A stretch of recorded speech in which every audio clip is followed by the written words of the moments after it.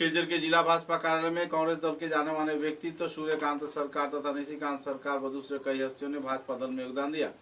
जिला भाजपा के वरिष्ठ कार्यकर्ताओं की मौजूदगी में ये योगदान कार्यक्रम सफल हुआ। चुनाव के आखिरी मोड़ पर कांग्रेस सत्ता की ओर से भाजपा दल में योगदान दिए जाने पर कांग्रेस में तो हलचल मची हुई है, साथ ही भाजपा दल के कार्यकर्ता इसका लुत्फ भी उठा रहे हैं। विधानसभा निर्वाचने काछारे इलेक्शনের টানা 2-3 মাস যেভাবে আমাদের সঙ্গে কাজ করেছেন আর এই কাজের সফল একদিনের মধ্যে আমরা বুঝবেন কাছাড় জেলার যে স্থিতি আছে স্থিতিতে আমরা খুব ভালো অবস্থানে আছে ভারতীয় জনতা দেশের স্বার্থে যেভাবে উন্নয়নের স্রোত বয়ে যাচ্ছে সেই স্রোতে এবং উন্নয়নমূলক কাজের একজন সাধারণ কর্মী হিসাবে সহযোগী হওয়ার জন্যই আজকে আমার এই সিদ্ধান্ত। পদত্যাগপত্রে তাহলে আপনাকে আমার সিডাপসি যেটাকে এসসিকেই দিতে হবে, সুতরাং এখানে আলাদা গুরুত্ব বলে কিছু নেই।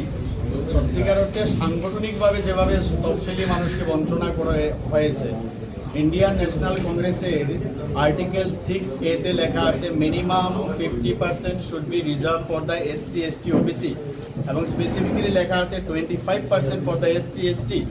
আপনারা আজকে একটা সৌজন্যতা বোধ, একটা সামান্য বার্তা মেসেজ পর্যন্ত পাইনি যেখানে আবার সর্বভারতীয় সভাপতি এসছেন।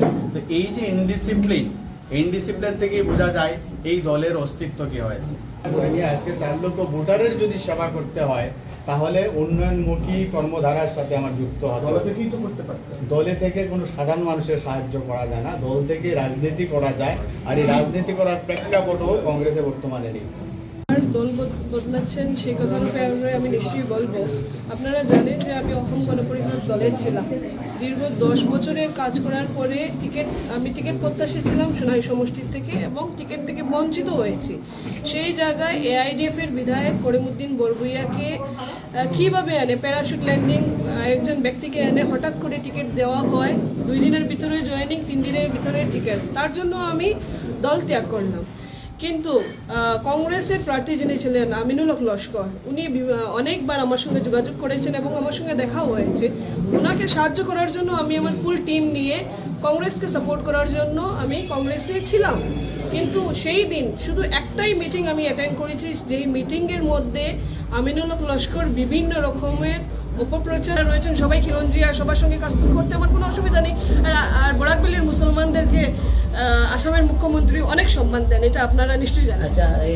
দল সেটা ভবিষ্যতে দেখা যাবে কি হয়, তবে ভারতীয় জনতা পার্টির মধ্যে আছি, থাকবো।